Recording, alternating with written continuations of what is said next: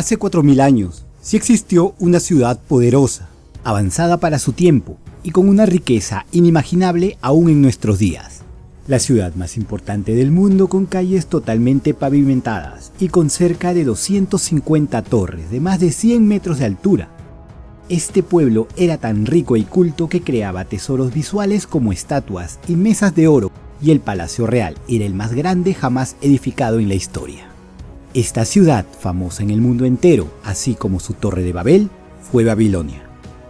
En esta ciudad se creó la escritura e incluso las matemáticas modernas, así como concepto de carreteras, sistemas de transporte fluviales y puentes levadizos. Eran tan avanzados que un sistema de regado llevaba agua hasta el piso más alto y volvía a bajar en todos los niveles en jardines colgantes, una de las 7 maravillas del mundo antiguo. Tras la caída del imperio acadio, en donde ahora se encuentra el actual Irak, es donde se originó Babilonia, cuando el pueblo asirio en el norte y el pueblo babilonio en el sur reclamaron las nuevas tierras sin dueño. Pero la ambición de Babilonia reclamaba toda Mesopotamia y por ende su reclamo fue mayor a diferencia de los asirios. Hammurabi así se convirtió en el gobernante más poderoso de su tiempo y Babilonia en la ciudad más próspera de la antigüedad. La ciudad, al estar a orillas del Éufrates, se convirtió en un centro de comercio donde los servicios, dinero y recursos fluían en todas las escalas. También aquí se probaban todos los nuevos inventos de nueva tecnología.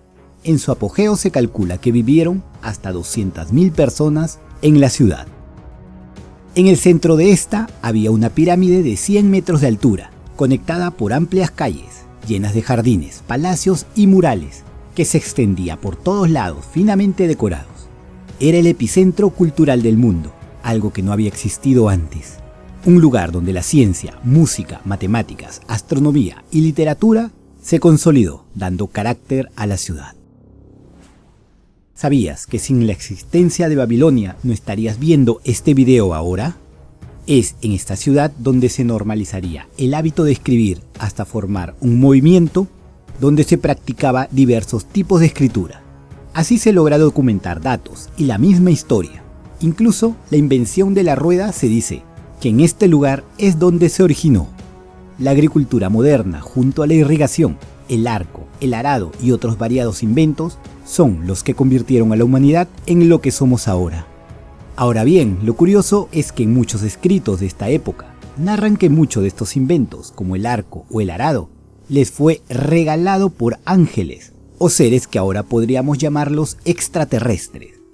La invención de estos objetos no se narra en detalle y se pierde en el tiempo, pero en muchas historias aparecen pasajes de seres que descendieron del cielo y les informaron cómo vivir prósperamente utilizando los recursos para su beneficio.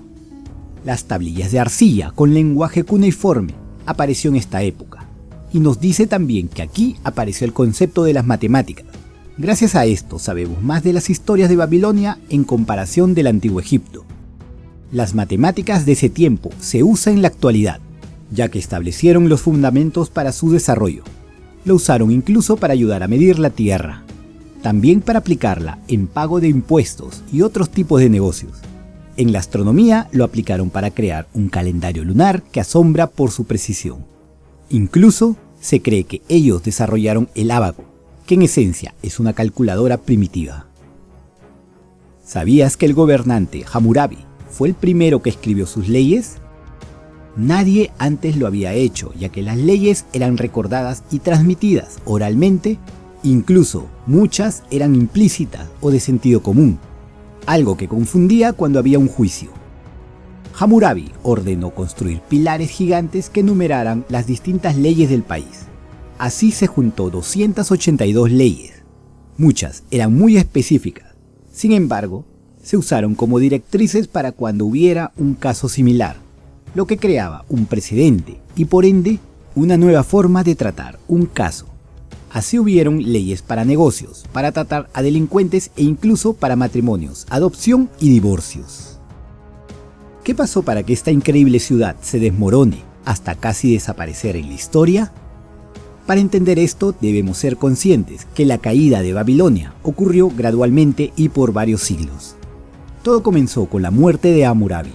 pues al tener hijos con poco liderazgo y que carecían de su mano de hierro, trajo decadencia que fue sentida por sus vecinos. Así, el misterioso pueblo de los casitas invadieron Babilonia y la reclamaron como suya por 400 años. Después los asirios derrotarían a los casitas y gobernarían la ciudad. Con el tiempo Babilonia volvió a los babilonios en el 612 a.C., en el segundo imperio babilónico, mientras caía el imperio asirio.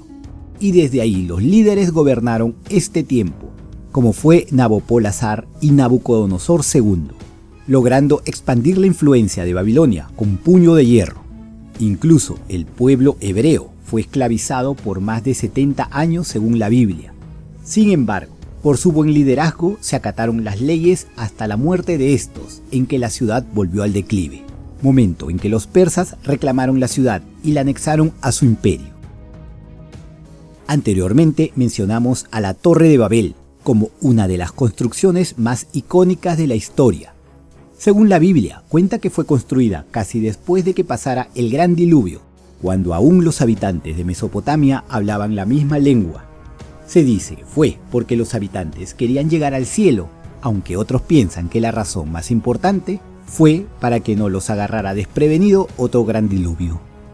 En cualquier caso, el relato prosigue que todos olvidaron su lengua madre y comenzaron a hablar diversos idiomas confundiéndose, y por eso dejaron la construcción de esta torre. La investigación sugiere que la Torre de Babel pudo ser la Etemenanki de Babilonia, un edificio dedicado a Marduk, el dios patrón de la ciudad. Para esto se usó la base de una antigua edificación, y a partir de esta comenzó la nueva construcción. En la actualidad hubo intención de reconstruir las ruinas de la antigua Babilonia, bajo el gobierno de Saddam Hussein, incluyendo uno de los palacios de Nabucodonosor.